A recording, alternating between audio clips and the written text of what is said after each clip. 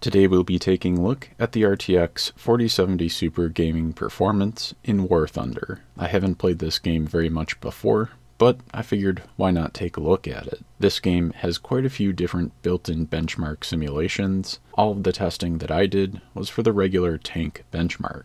As for the 4070 Super, I'll be testing out my Asus Dual OC version of the RTX 4070 Super. The testing platform consists of a Ryzen 9700X CPU overclocked using the PBO plus 200 offset with the scaler set to 10x. I'll be cooling that CPU with the Be Quiet Silent Loop 3 420mm radiator, and I've paired a set of 32GB G-Skill DDR5 6000 memory with the system. Everything is running off of my ASRock X670E PG Lightning motherboard. For the testing, we'll be taking a look at 1080p, 1440p, and 4K, using the medium preset, the maximum preset, and the movie quality, which is the most demanding version that they have for this game. Just as a general note for this game and these benchmark tests, this game appears to be a little bit easier to run than your average game on a system. There's definitely going to be some real high average and low FPS results because of this.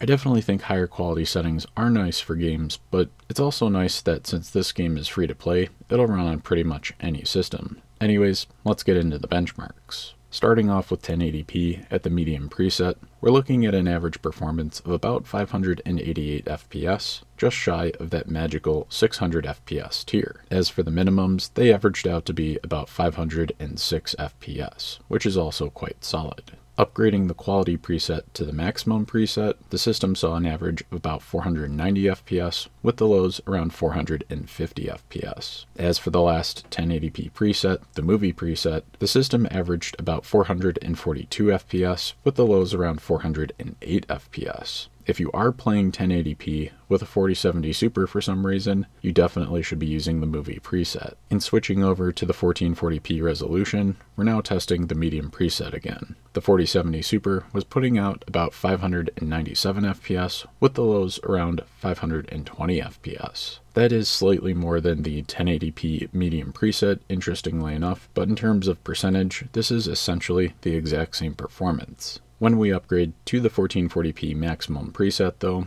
we're seeing an average about 427 FPS, with the lows right around 365 FPS. And lastly, for the 1440p res, we'll do the movie preset. The system averaged about 349 FPS, with lows around 295 FPS. Again, this is definitely some solid performance, and if you have a 1440p monitor, the movie quality preset is definitely what you want to enable. For the last set of testing, we are looking at 2160p or 4K resolution. Starting off with the medium preset again, the system averaged about 417 FPS, with lows right around a 345 FPS.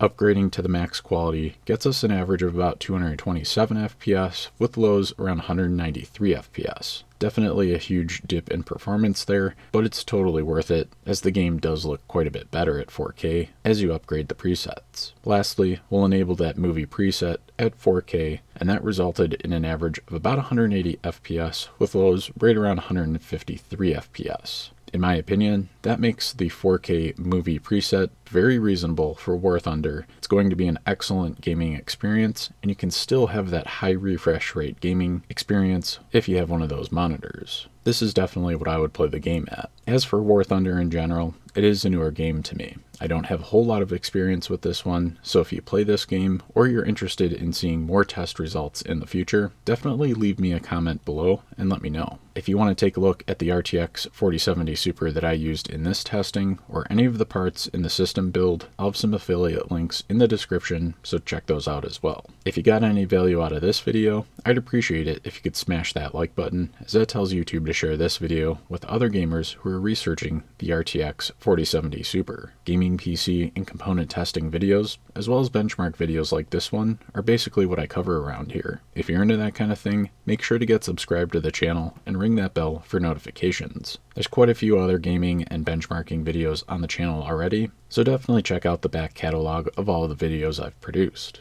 Until next time, keep on gaming.